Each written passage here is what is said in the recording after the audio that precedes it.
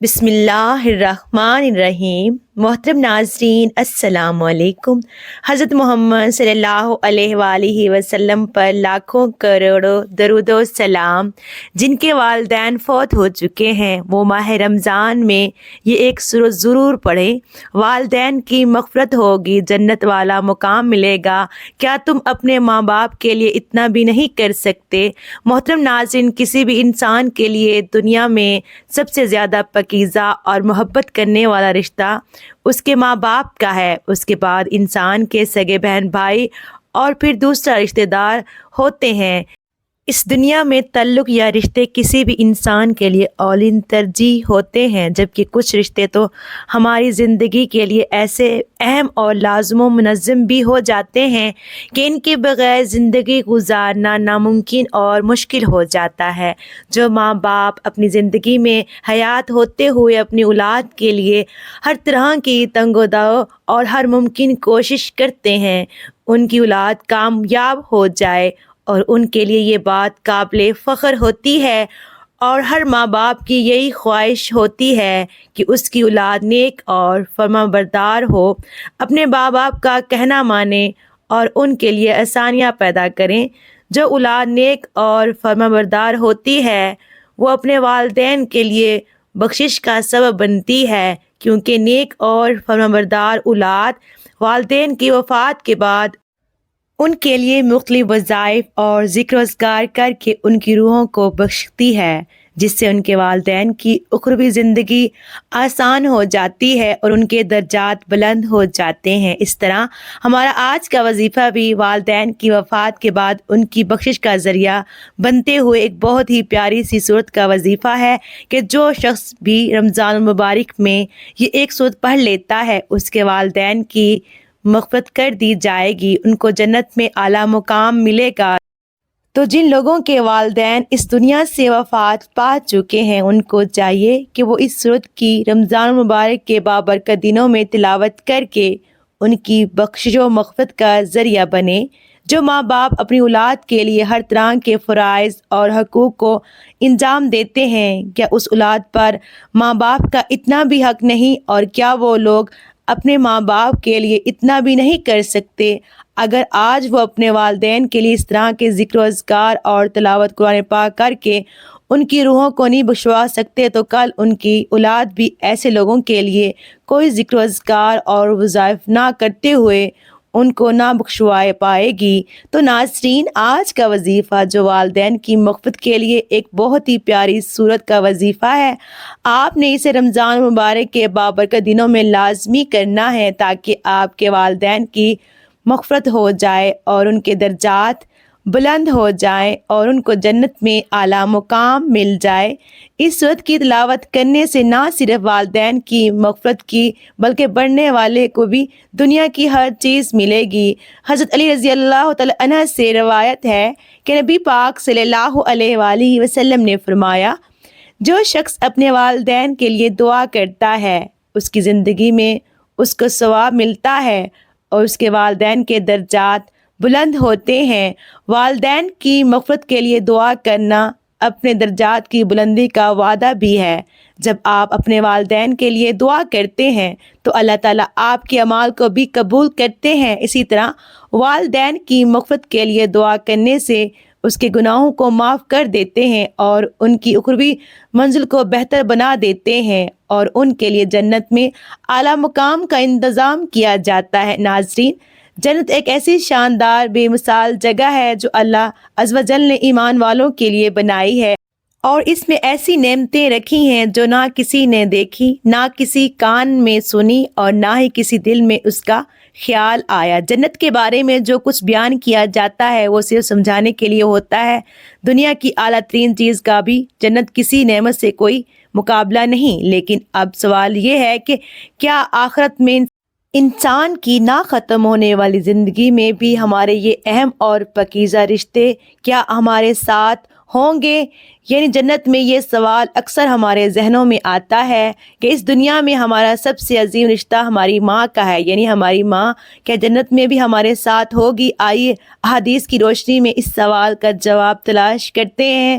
احادیث میں ہے کہ جب کوئی روح علیین میں پہنچتی ہے تو وہاں پر موجود روحیں اس سے ملنے آتی ہیں اور دنیا میں اپنے رشتہ داروں کے بارے میں معلوم کرتی ہیں۔ اسی طرح سے جب کوئی انسان مرنے کے بعد جنت میں پہنچتا ہے تو اس کے رشتہ دار اسے ایسے ملتے ہیں جیسے کسی دوست دور دراز سے آنے والے مسافر سے ملاقات کی جاتی ہے، اور دونوں آپس میں مل کر بہت خوش ہوتے ہیں۔ ارشاد باری تعالیٰ ہے، آج تم پر کوئی نہ خوف طاری ہوگا اور نہ تم غمگین ہوگے، میرے وہ بندے جو ہماری آیتوں پر ایمان لائے اور ہمارے فرما بردار رہے تھے، ہم بھی اور تمہاری بیویاں بھی خوشی سے چمکتے چہروں کے ساتھ جنت میں داخل ہو جاؤ۔ ان کے آگے سونے کے پیالے اور گلاس گردش میں لائے جائیں گے، اور اس جنت میں ہر وہ چیز ہوگی جس کی دلوں میں خواہش ہوگی اور جس میں آنکھوں کو لذت ہوگی۔ ان سے کہا جائے گا، اس جنت میں تم ہمیشہ رہو گے۔ ناظرین محترم، ان آیات سے یہ بات ثابت ہوتی ہے کہ جنتی مردوں کی بیویاں بھی جنت میں ان کے ساتھ ہوں گی اور ایک ساتھ ہی جنت میں رہیں گی۔ وہاں جنت میں انہیں ہر وہ چیز مہیا کی جائے گی جس کی وہ خواہش کریں گی۔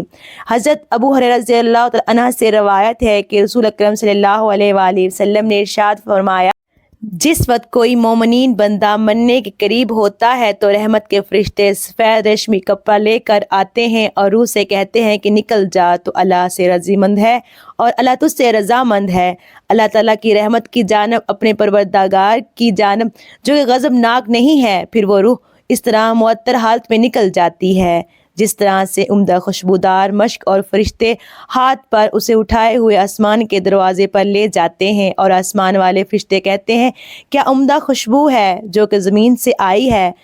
پھر اس کو اہل ایمان کی ارواح کو بچھے ہوئے سے ملاتے ہیں اور وہ روح خوش ہوتی ہے، اور یہ خوشی اسی خوشی سے بھی زیادہ ہوتی ہے جو کسی بچھڑے ہوئے کی آمد سے ان کو میسر آتی ہے۔ پھر وہ پہلے سے موجود مومن اس سے نئے آنے والے سے دریافت کرتے ہیں کہ فلاں آدمی نے کیا کیا اور فلاں آدمی کا کیا ہوا، یعنی جس شخص کو دنیا میں چھوڑ کر گئے تھے اب وہ کس طرح کے کاموں میں مشغول ہے۔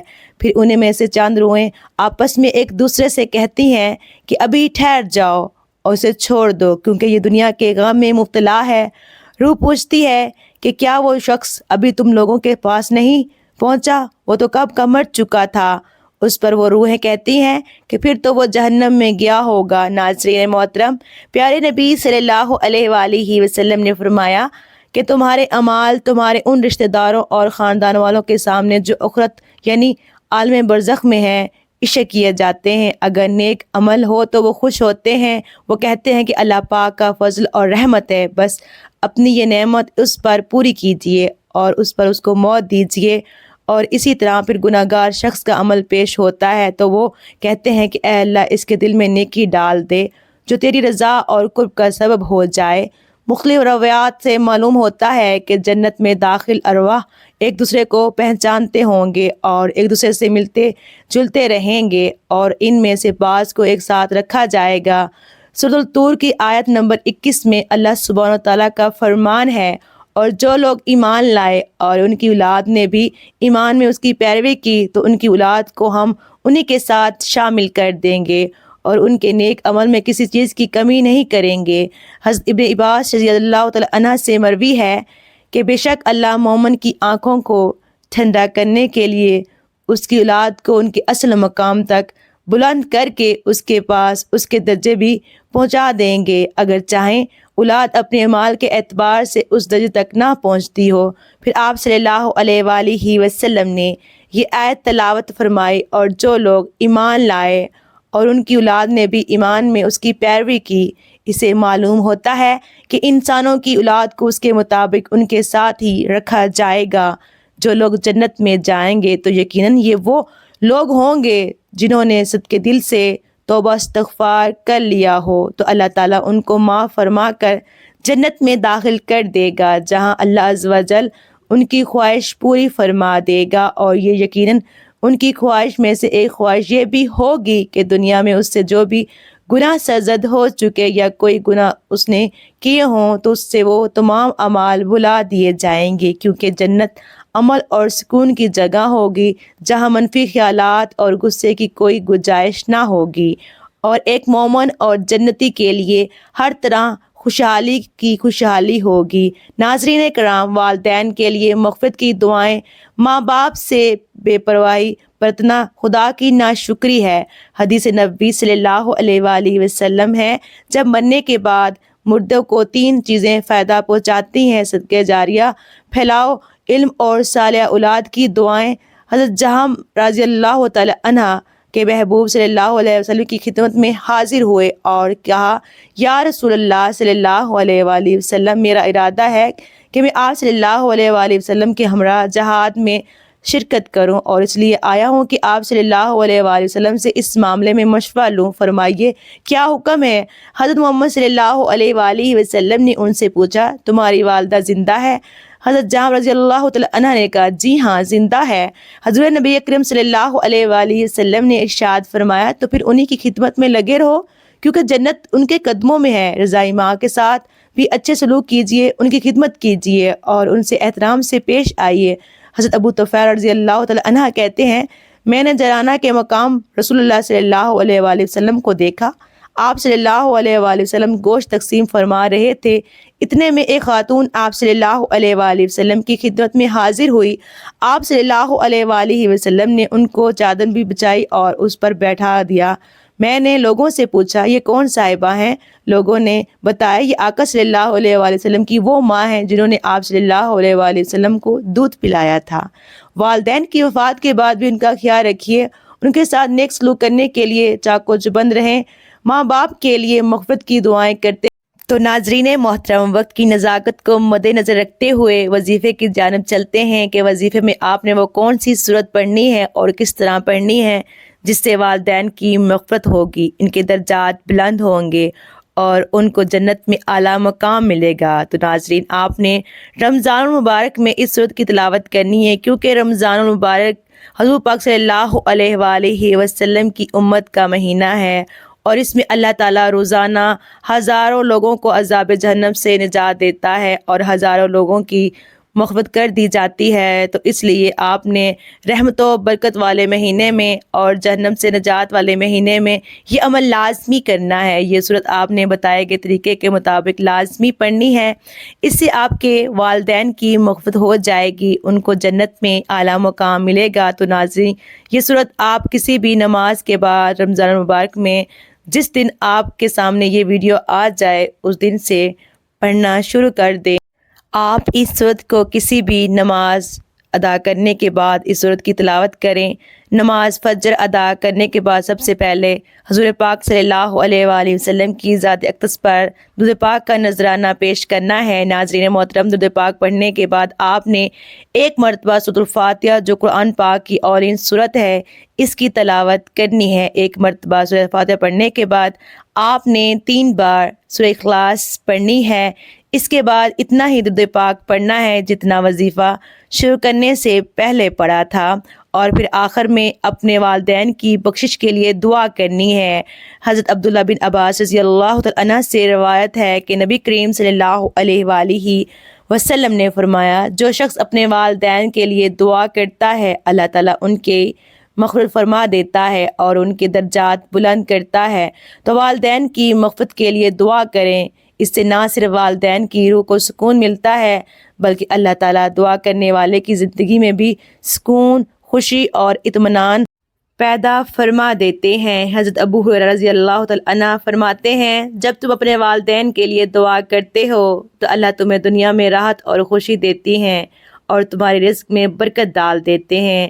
آپ جب اپنے والدین کے لیے دعا کریں تو اللہ تعالیٰ کی طرف سے آپ کی دعا قبول ہونے کے امکانات بڑھ جاتے ہیں، کیونکہ والدین کے لیے دعا کرنا ان کے درجات کی بلندی کا ذریعہ ہے۔ ناظرین محترم، جب والدین فوت ہو جاتے ہیں تبھی دنیاوی مصروفیات کی وجہ سے انسان وقت گزرنے کے ساتھ ساتھ انہیں بھول جاتے ہیں، لہٰذا یہ مجرب اور بہترین طریقہ اپنائیے اور اس ماہ مبارک میں روزانہ والدین کے حق میں دعا کریں۔ یہ عمل کر کے ان کی مغفرت کا ذریعہ بنیے، ان کے حیات میں بھی اور بعد وفات میں بھی انہیں یاد رکھیے۔ دعا ہے کہ اللہ تعالیٰ میرا سنانا اور آپ کا سننا اپنی بارگاہ میں قبول و منظور فرمائے، آمین۔ گزارش ہے کہ اللہ تعالیٰ کے 99 ناموں میں سے کوئی ایک نام لکھ کر کمنٹ باکس میں ضرور شیئر کریں۔ اللہ تعالیٰ ہم سب کا حامی و ناصر ہو، آمین، جزاک اللہ۔ محترم ناظرین، اگر میرے سے پڑھنے میں کوئی غلطی ہوئی ہو تو آپ سے گزارش ہے میری اصلاح کیجیے۔ جزاک اللہ۔ اللہ حافظ۔